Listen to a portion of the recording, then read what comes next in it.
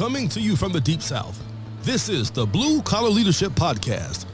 High-impact leadership is not reserved for leaders, and it has nothing to do with your position, title, or rank. However, it does have everything to do with your character. It's time to climb to the next level and beyond, personally and professionally. Now, let's start making it happen with your host, Mack Story. All right, folks, we're going to kick off this 30-part series today with part 1 in blue collar leadership and supervision, unleash your team's potential. So I hope you listened to the last episode, which was really talking about the 5 levels of leadership. And in that episode, I talked a little bit about the difference between managing and leading. And I forgot to mention, I have a 17-part series in my podcast where I talk about managing versus leading. So if that's something that interests you, be sure to go back, scroll down through, find episode 45. That's where it starts. So episode 45 through 61. And I'll compare and contrast leaders versus managers in different areas, so to help you understand that. But today we're officially kicking off this 30-part series where I'm going to just be talking about how to help you lead others well. So as a leader, or in other terms, a person of influence, you've got an awesome amount of responsibility to impact the lives of those around you, personally and professionally. And remember that as you listen and hopefully work your way through the book. If you don't have this book, you need to get this thing. If you want to be a leader, if you're aspiring to be a formal authority leader, or you're already a leader, this little 90-page book, 30 chapters, 3 pages per chapter, is full of the nuggets that I've mined from all of the stuff that I've read and all of my experiences. It's full of stories that's going to help you climb to the next level and beyond. So you can actually download the first 5 chapters for free. All you have to do is go to my bluecollarleadership.com website and look under the programs section and look under the leaders section, and you'll find information about the blue collar leadership and supervision book. You can order it there. You can download the first 5 chapters for free right there. You can listen to a 5-minute audio sample for free. You can access a 30-part video series, kind of like I'm doing right here. It'll be different content, but I made that a year or 2 ago, and it's on my YouTube channel, so you can access a lot more content there. But I highly recommend, don't wait on me, get this book. But in case you don't get the book, I'm going to share some insight with you. So as we go through this series, you and I are going to be partners as we explore the values of high-impact blue-collar leaders. And I'm hoping you're going to share it with others. And if you remember back on the 5 levels talk, climbing up to level 3 is all about you and your success, but level 4, people development, is about helping others, growing and develop others, helping them get results in their life, whatever that means for them. So in this case, if you're just learning this content so that you can be a better leader, that's outstanding. That's going to help you become a true level 3 leader. That's amazing. That's outstanding. Congratulations. But to get to level 4, if you're thinking about the 5 levels, to help you understand what that means, you've got to share this with people. You've got to teach it to other leaders. Teach it to people on your team who may not be a leader today, but you want to help grow and develop them into a leader. Teach them what's in blue collar leadership in that book, and then teach them what's in this book. Prepare them. Succession planning, right? Grow and develop leaders. Become a leadership building factory within your organization where people are leaving your department, if you have a department, and go into another department. And then you get some more leaders and you grow them. That's what level 4 is. Some people don't want to do that. They just want to get good results, and everybody else can have to figure it out on their own. That's level 3 stuff, but that's what this means. Because, see, we can't raise the bar for others if we can't reach it ourselves. That's why we have to do the work on us. so that we can help others. So as you study and teach this content, hopefully, already know you're going to reach new levels of knowledge, growth, and understanding. Teaching this to others is going to help you learn it more. Also know that you'll motivate and inspire others to also reach higher as they climb to the next level and beyond. So the values and the principles contained in Blue Collar Leadership Supervision are timeless, and they've been tested and proven again and again by high impact leaders across multiple generations around the world. And if you remember my story, between 2005 2012, I logged over 11,000 hours leading leaders in the cross-functional teams through process improvement, Kaizen events, organizational change, cultural transformation. And I validated all the stuff that's in my book. I don't write about just stuff I've read about, although I have read about it, but then I went and applied it and tested it out. And I've known a lot of other people who have. So I encourage you to read, study, and get familiar with the ideas in this book. Get this book, mark it up, fold the pages, highlight it, make it a tool, and do it in a way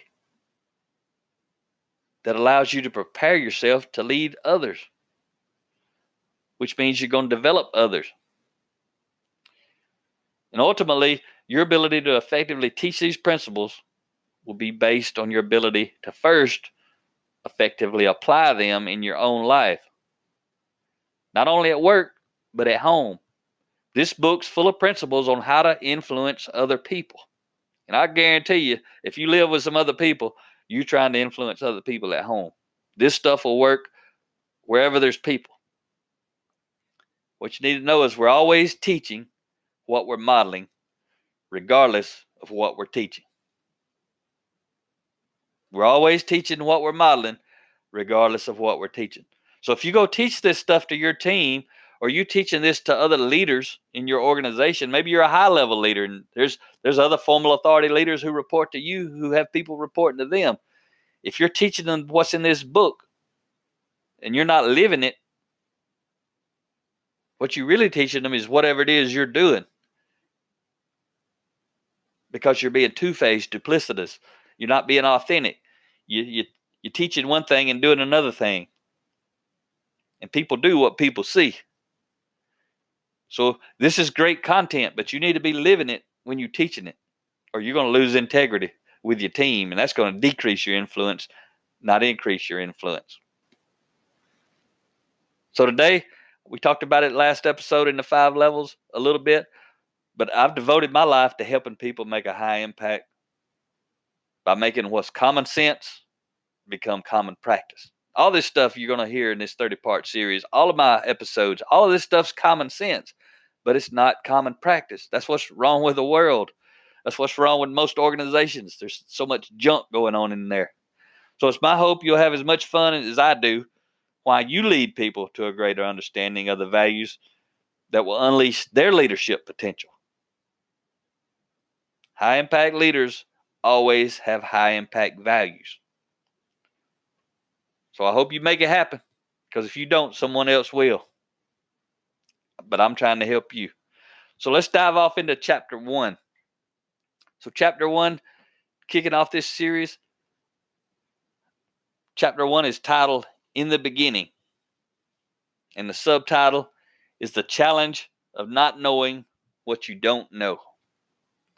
So if you're a formal authority leader, you never had any leadership development training, this is kind of going to be a formal 30-part series to help you do that. It doesn't matter if you've been leading other people for 20 years. If you've never had leadership development formally taught, you're probably going to learn some stuff in here. I learned from every book. I just read a little 90-page book 2 days ago, and I captured over 10 quotes out of that book. And I've read so many books, it's hard for me to get a lot of nuggets from books, but I still read them every day, and I know, and it's not because they're not full of nuggets. They're just full of a lot of nuggets I've already captured. So to get some new nuggets, I just got to continuously read and grow. So I'm going to load you up with nuggets out of this book. So be open-minded. think, is this stuff possible? Because it's something you need to know. Every time you listen to me, you don't believe a word I say. Think about that. When you're listening, you don't believe a word I'm saying.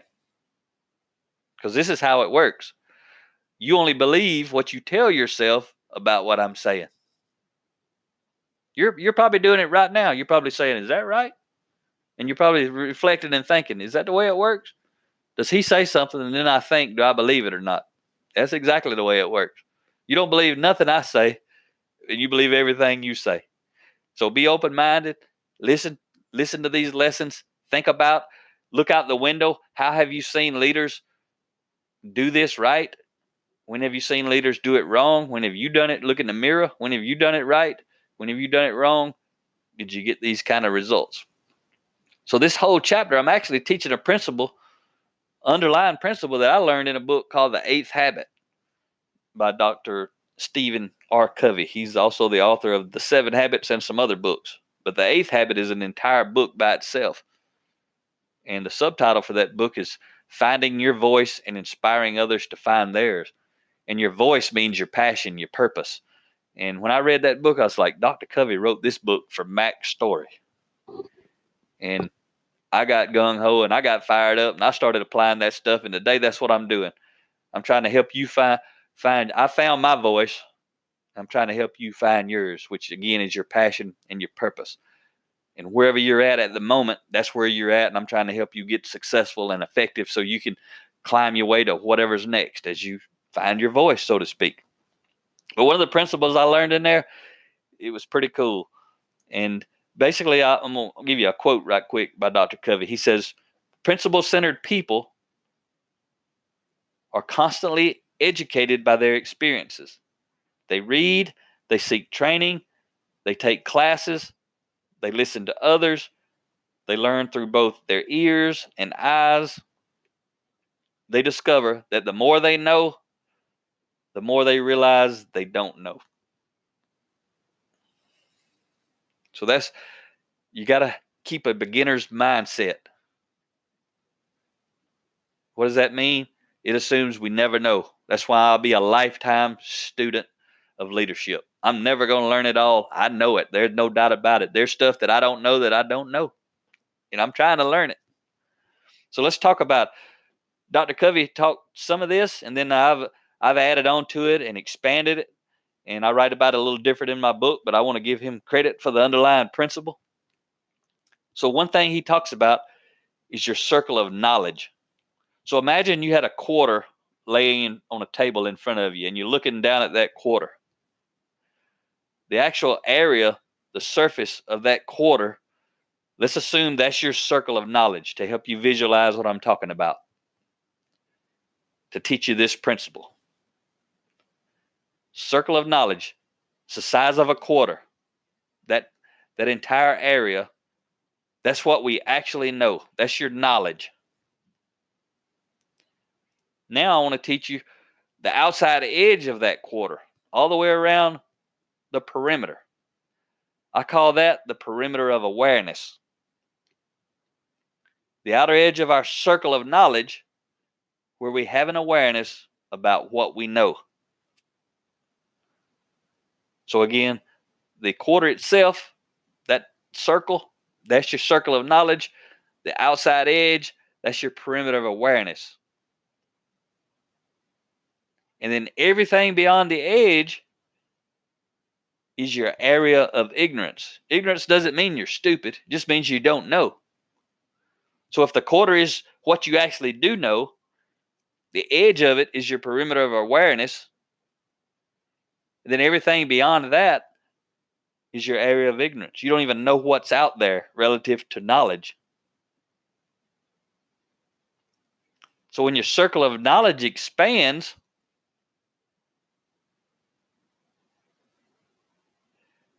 what happens to your perimeter of awareness? Let's say slide that quarter over to the left side in your visual illustration on your table.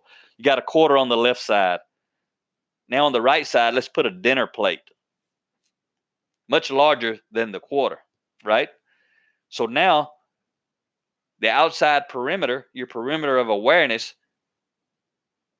And what that means, that outside edge, that perimeter of awareness, that's where your knowledge touches your circle. That's where your circle of knowledge touches the area of ignorance. It's that fine line. And what that really means is along that edge is you're aware of what you don't know. Everything in the circle, you actually know. But on the very outside edge, that's your awareness of what you don't know. But you're only aware of what's touching the edge. Like when I teach you something you haven't known before, when I first say it, I'm basically setting it on your perimeter of awareness. You don't necessarily know it. Like what I'm teaching you right now, if you've never heard it, you don't know it like I'm teaching it. You're aware of it now. Now it's on the edge, but you don't know it unless you can apply it, understand it, teach it to others.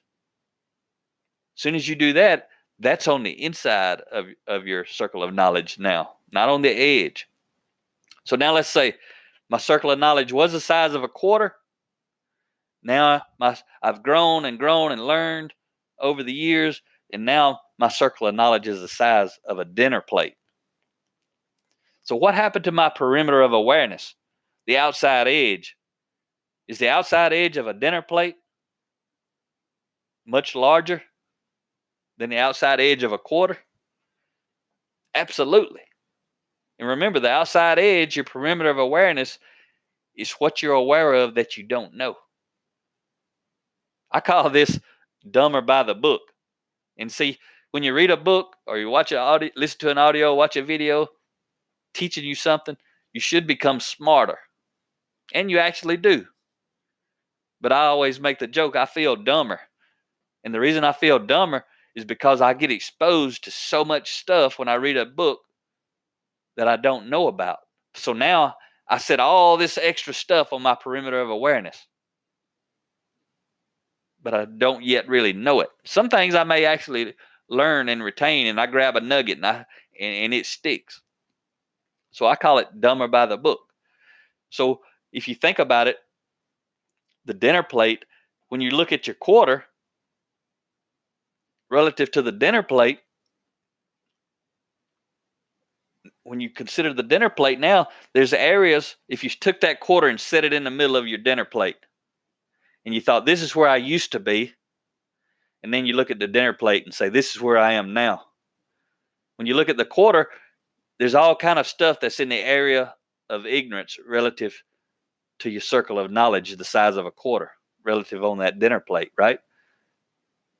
A lot of dinner plate out there that your perimeter of awareness isn't touching. That means you didn't know anything about it.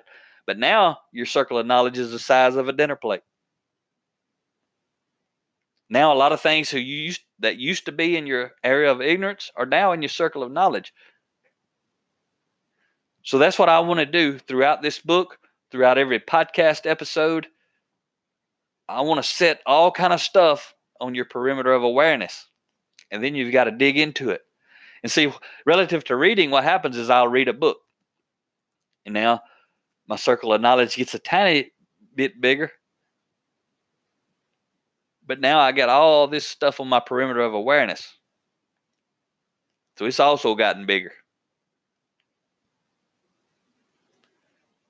And then what happens? I'll read a quote in that book, or I'll hear of another author, or the author will reference another book, and now I have to go read another book.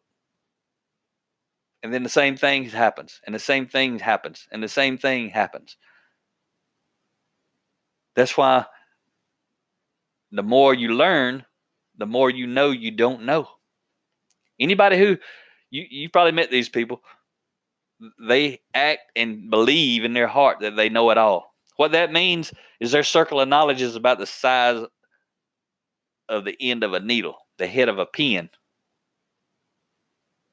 Tiny, tiny circle of knowledge, because their circle of knowledge is so small that their perimeter of awareness, the stuff that they don't know, is so small. You know, the stuff they're aware of that they don't know is so small that they think they know it all. That's the way it works. The people who know the most, like relative to leadership, I'm well into my journey. But the older gurus like John Maxwell, 70-something years old, he's been reading since he was 17 every day, and he still does. Since I started 2008, I've been reading every day, and I will until I die. And the reason is, the more you know and become aware of, the more you realize that you don't know. You cannot stop once you get past a certain point in your growth and development, especially relative to leadership development, personal growth. So as we dive into the next episodes and we really start digging into this stuff, one thing I want you to know is you don't have to be sick to get better. I'm not saying there's a single thing wrong with you, but I promise you there's a lot of stuff you don't know, and I already know there's a lot of stuff I don't know. I don't need somebody to tell me. I already know it. And if you're listening to this, I'm assuming you already know there's a lot that you don't know. That's why you hit play today, because you're trying to learn some more stuff. So congratulations. But you don't have to be sick to get better. You just have to have a desire to get better and take action. So when you're teaching this to other stuff, if you choose to other people, let them know that. Tell them you don't have to be sick to get better. I say that a lot when we go into companies and speak, especially the first time, because it sounds like we're saying they're terrible. But we're not saying that, but that's what they hear, because we're teaching them all this stuff that a lot of them know they're not doing. So then they start thinking that we think they're bad. No, we don't think they're bad. We think they want to get better. The top athlete anywhere in the world at this very moment is trying to get better. And if they're not, they're going to get beat and passed by somebody who is. That's all we're saying here. So I'm going to leave you with a quote by Dr. Henry Cloud. And he says, if you've already been trying hard, maybe trying harder is not the way. Try different. So if you're a manager of people, a leader of people, formal authority, boss, higher rank, whatever you want to call it, and your team's not performing well, I just want to challenge you to listen and think, could it be the way you're leading them? Could it be you? If you have issues with your children, your spouse, could it be you? I know when those things happening in my life, I know where the problem is. It's me. So I'm going to share a lot of things with you, a lot of nuggets along the way that are going to help you grow and increase your influence with other people. But you have to be very intentional. So I'm excited about this. Talk to you next Friday. Have a great day. Make it happen or someone else will. It might as well be you. Are you serious about taking your career and your life to the next level and beyond? Check out Mack Story's Blue Collar Leadership Series books and others, now available on audio, along with paperback and ebooks at Amazon, iTunes, and Audible. Please visit bluecollarleadership.com to learn about Mack's books, programs, special offers, certifications, and more. Thank you for listening to the Blue Collar Leadership Podcast.